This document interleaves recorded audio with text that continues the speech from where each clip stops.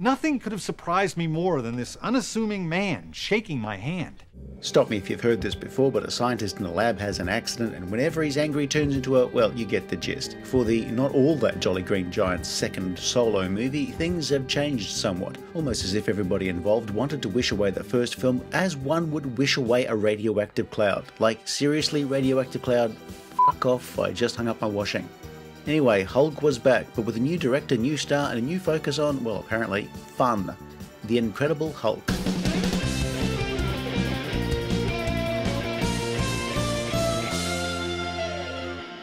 Não me deixe conforme. ¿Qué? Não van quando eu come.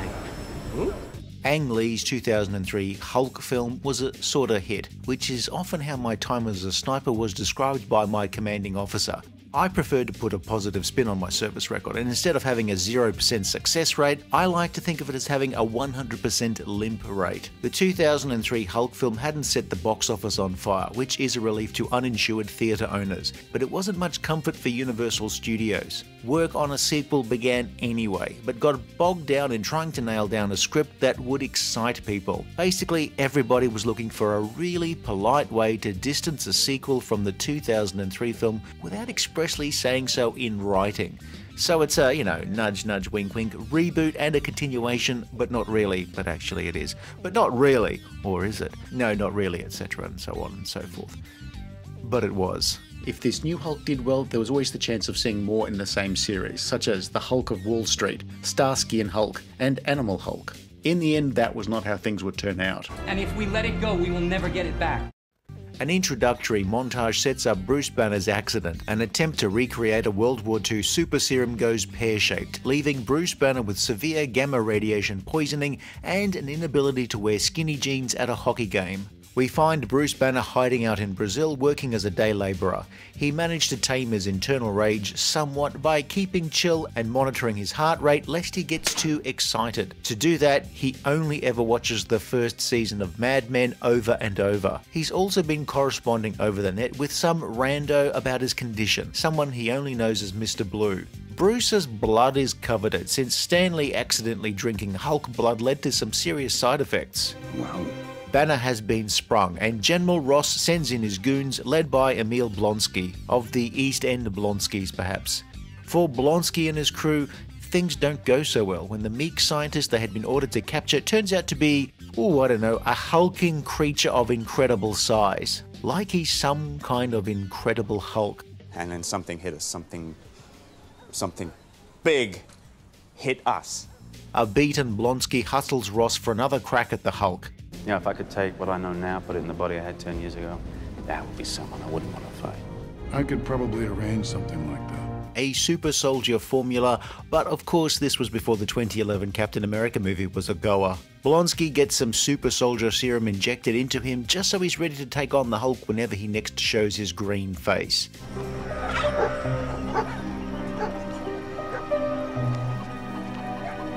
By now, Bruce has returned home to find his girlfriend Betty is now hanging out with Phil Dunphy. Bruce sneaks into Betty's workplace, getting past the world's most ripped security guard, but one with such little self-control and self-respect that he can be bribed with cold pizza. I mean, think of the carbs, bro. Betty and Bruce have a reunion, but thanks to Bruce's condition, it's not going to go very far. A second confrontation between Hulk and Blonsky goes a little differently this time. Blonsky's physical abilities have been heightened to the point where he can at least avoid being completely pulverized by the Hulk. Is that all you got? Well, almost. The line between beaten almost to a pulp and beaten to a pulp isn't one that you would really want to explore. But it soon becomes apparent that the serum is working, and better than expected, healing Blonsky almost miraculously. Of course, nothing is for nothing, and it's clear that the serum is starting to transform him in less positive ways, physically and mentally. Ross also neglected to tell Blonsky that one of the serum ingredients was Olestra, and things may have gotten a bit, mucky.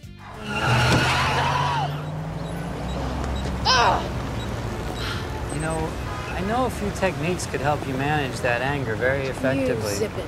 Bruce and Betty meet up with Banner's pen pal, Mr. Blue, also known as Samuel Stearns, who has some idea how they might be able to deal with Banner's condition. It is looking promising until we see the Blood Room, where Stearns has taken a few blood samples sent to him by Banner and reproduced it on a small industrial scale. The road to Hulk is paved with good intentions. Ross and Blonsky find Stearns' lab thanks to a tip-off from Phil Dunphy, and Bruce is captured. I want what you got to have, Banner. I want that. Meanwhile, Blonsky exhibits signs that he's going to be a problem. Stearns, it turns out, is not particularly worried about ethics as such, more just the scientific value, agreeing quite easily to inject Blonsky with more Hulk juice, which sounds gross enough, but it turns Blonsky into an evil Hulk, or an abomination if you will. Stern gets some Hulk blood falling into an open head wound, which would transform him into another Hulk villain, the Leader. But you're going to have to wait an awful long time to see the results.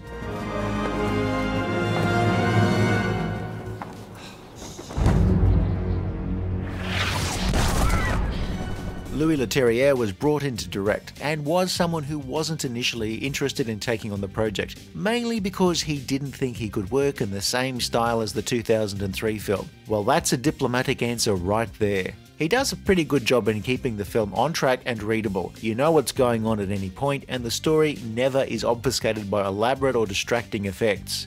Producers Kevin Feige, Gale Ann Hurd and company wanted a fun Hulk movie, one that drew more from the comics as well as one that didn't completely ignore the TV series starring Bill Bixby and Lou Ferrigno, even using a clip from another Bill Bixby series, The Courtship of Eddie's Father, and they even used Joe Harnell's Lonely Man theme in the film.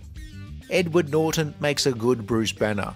Banner is trying so hard to keep his Hulk zipped up that he often feels like he's channeling his inner Bixby. For much of the film, he treats hulking out like an alcoholic falling off the wagon. Me in a metal tube deep underground with hundreds of people in the most aggressive city in the world.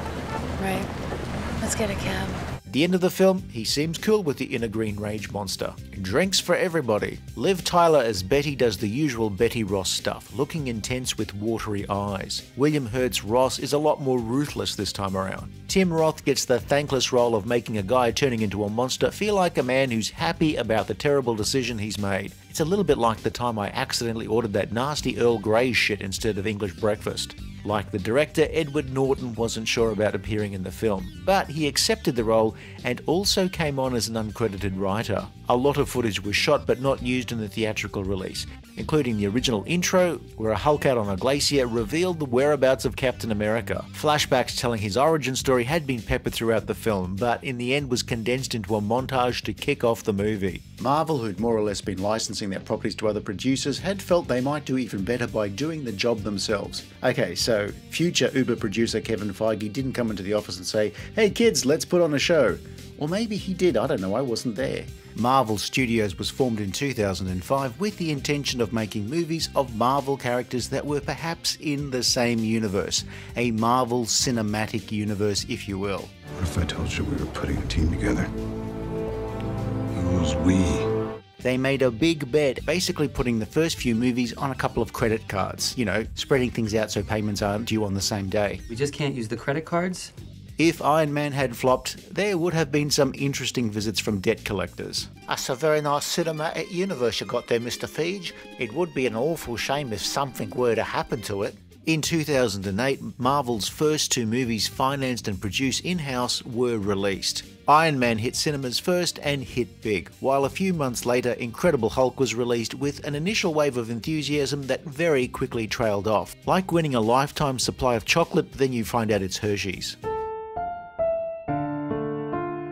Reviews were okay, but the movie quickly fell out of the public eye, like most green-coloured superhero films, along with the first Hulk film, Green Lantern and Green Hornet. Nobody thought something like that was possible. While the first Iron Man did really well, the Incredible Hulk would, for a very long time, almost be forgotten as part of the MCU. Its relatively lackluster box office take meant that it would take many years for it to be legitimised by having some of the cast return to their roles from this film. Basically, we can't use any of this. Martin Starr makes a brief appearance as a computer nerd, which would later be retconned to him playing the same character as he would in the later Spider-Man movies. Stan Lee and Lou Ferrigno appear in small roles. Even Michael K. Williams appears because Edward Norton was a fan of The Wire. So why didn't Edward Norton, a pretty good Bruce Banner, continue in the role? Apparently, a few hackles were raised during production. Norton's script rewrites continued during filming, and there was a disagreement between Norton and the director on one side and Marvel on the other over the final cut, which led to Norton's early enthusiasm for the project evaporating. Don't make Ed Norton angry.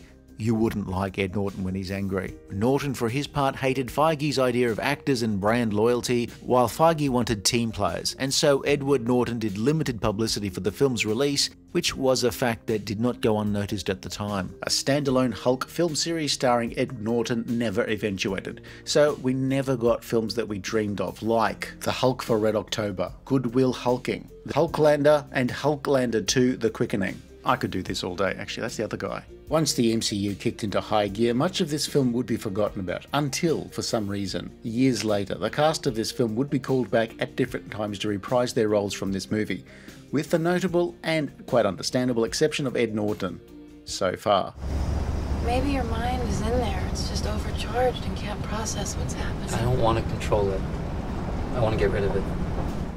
Universal's interest in the Hulk has made the idea of a Hulk solo movie a tough sell for Marvel, possibly until the former's distribution rights expire. Come on! In the meantime, Mark Ruffalo's Hulk has enlivened any number of team-up projects.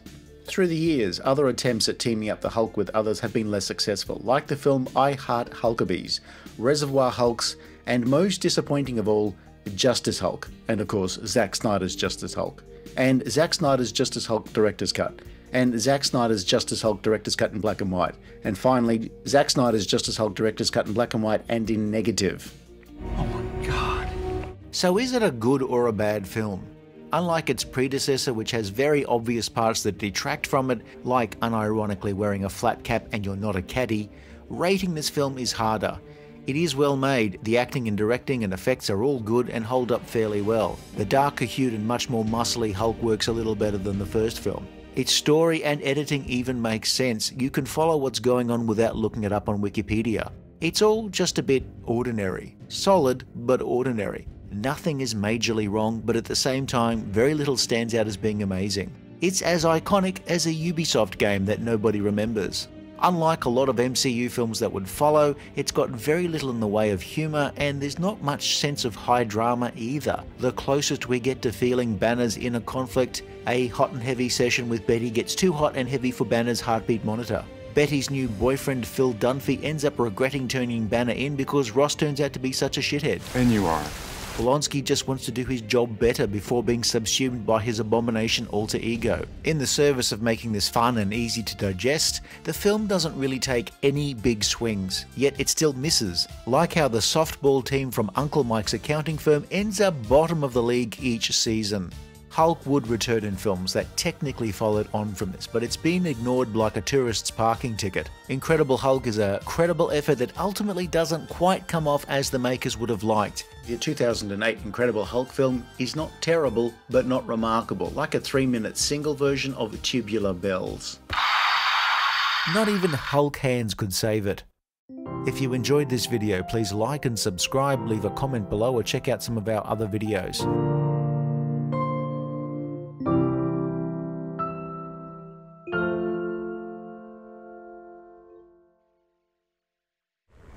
You're going to have a lot of professional tough guys pissing in their pants.